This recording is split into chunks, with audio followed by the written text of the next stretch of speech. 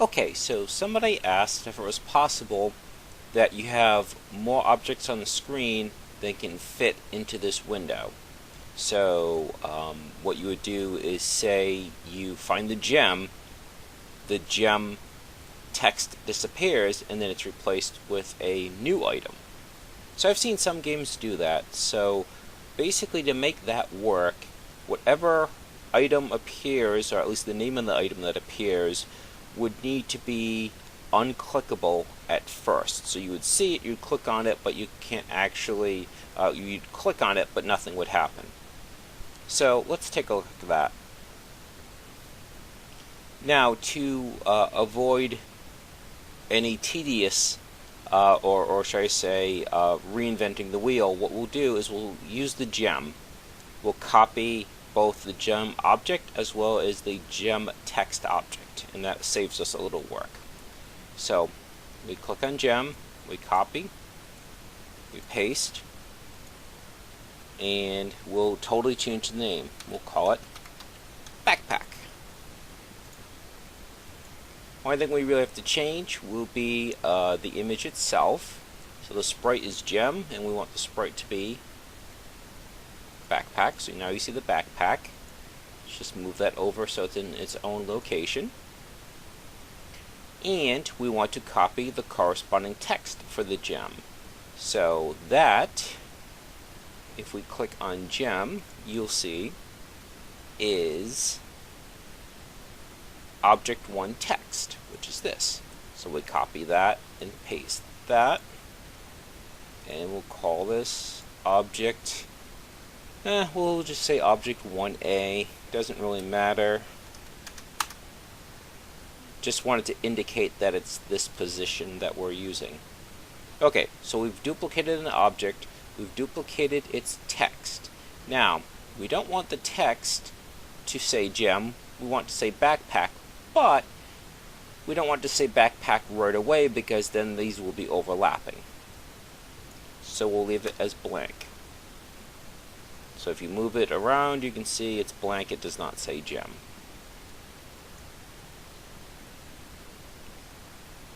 Now, so we also want this backpack to be linked to this object. So just as this gem is linked to this text object, we need the backpack linked to its corresponding text object.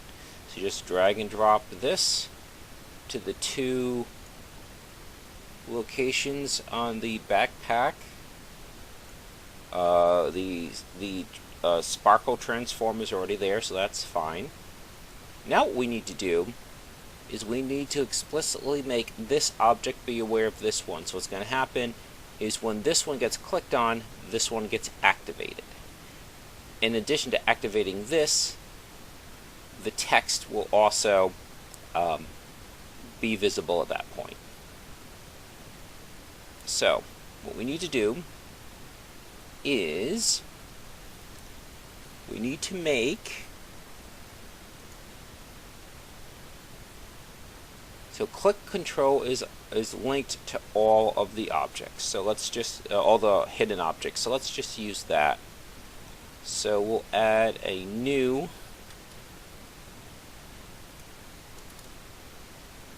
public transform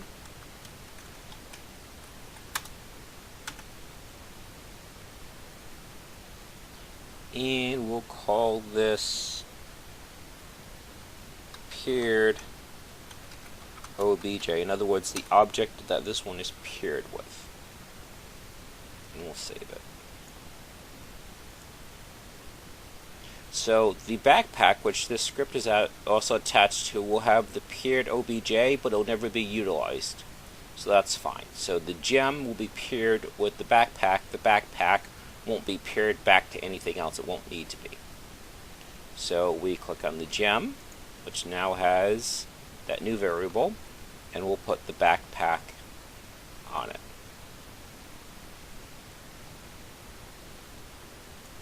So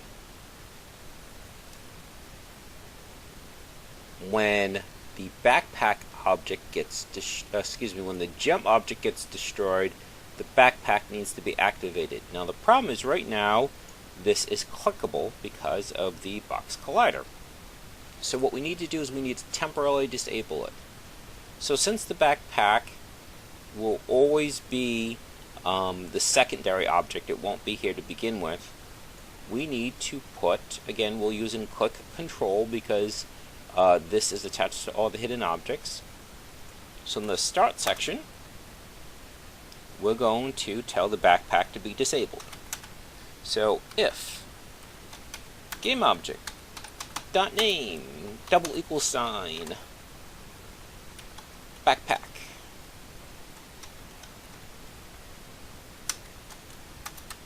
brackets.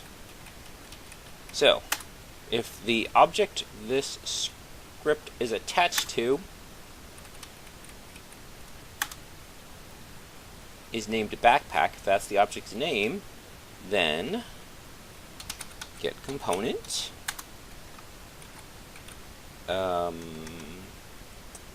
box collider 2D dot enabled equals false. So you've seen the get component command before. It says, okay, whatever the script is attached to, get a component. Which one? Get the box collider component. What do we want to do? We want to change the enabled status to false.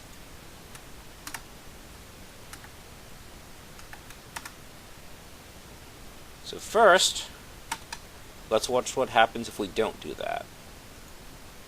We run it, and it's clickable. We don't want it to be clickable. We want to wait for you to find the gem first.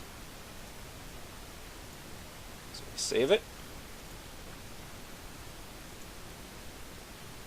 So you've disabled the component that makes it clickable.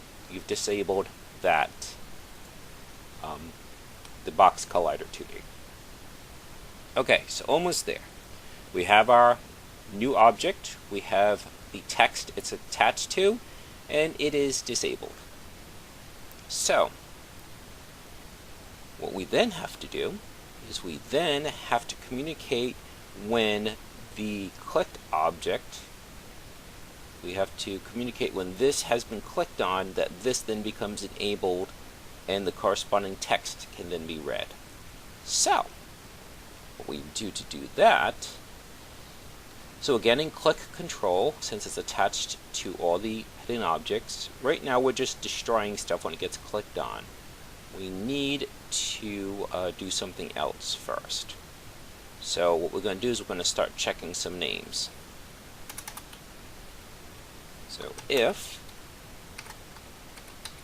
GameObject.name equals gem,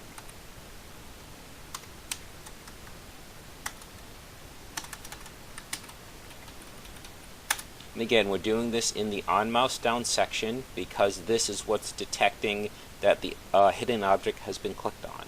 So if GameObject.name is equal to gem, then we want to go ahead and activate the object that it's paired with. So we already set that variable as paired object.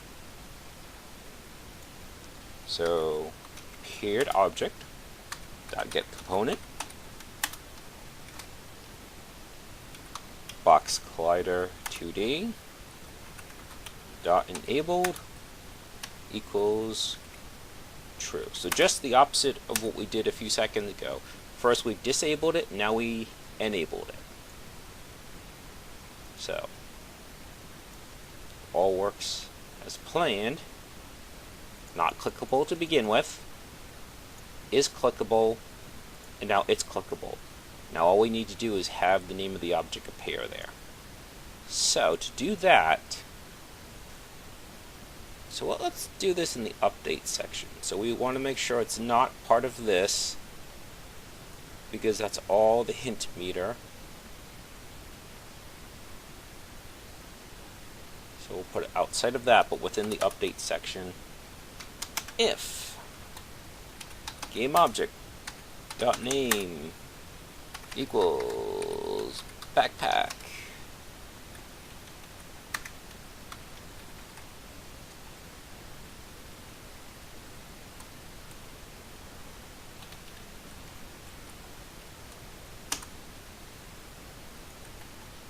And get component box collider 2D dot enabled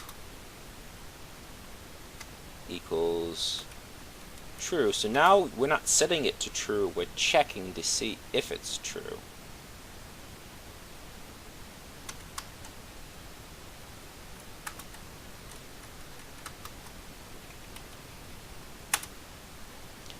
Then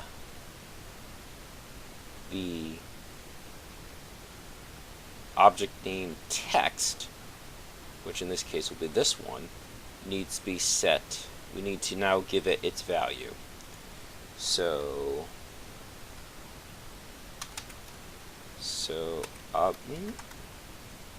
object name text dot get component text mesh text equals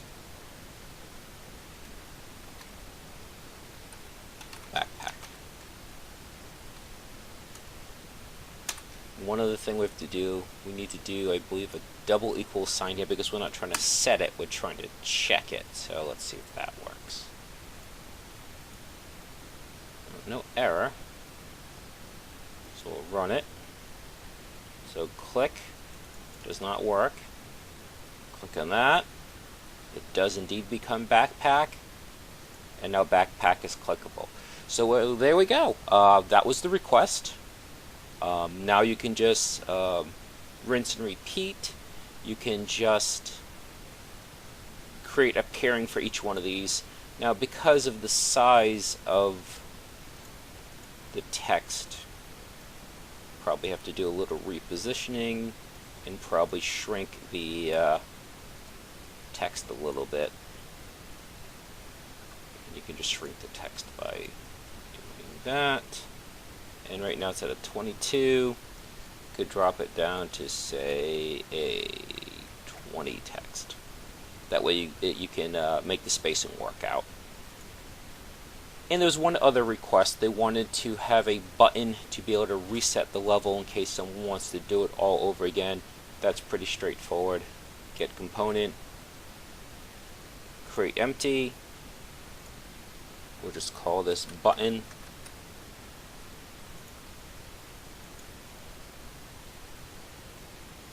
And we will just have this be a text object to make it easy. So physics 2D, box collider is trigger, mesh, text mesh,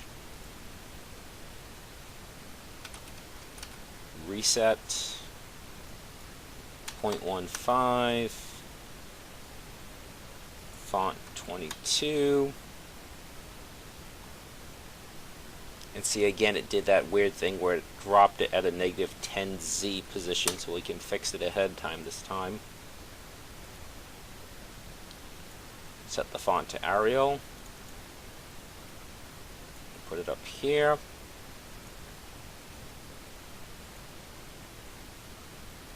Okay. And we can just C#. We'll call this reset scene. Click on button. Put on reset scene, and really it's just a single command, and that is if it gets clicked on, you simply reload the scene. But to make it work, up here you have to put in using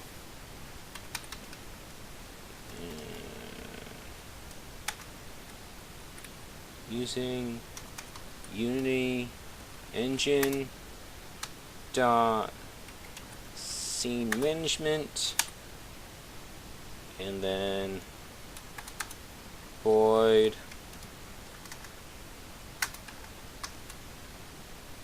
on, mouse down.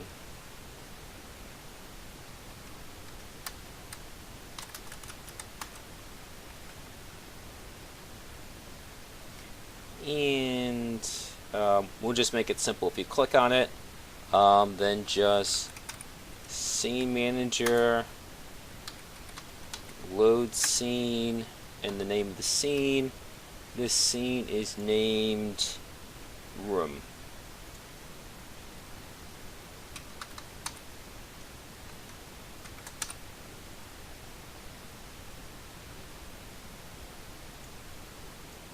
Okay, so we'll run it. We'll click on a couple objects. We'll click on reset.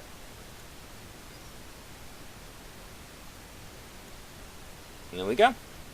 It reset it. So those were the two requests. Obviously, you could clean up this reset a little bit. Make it look like more like a button.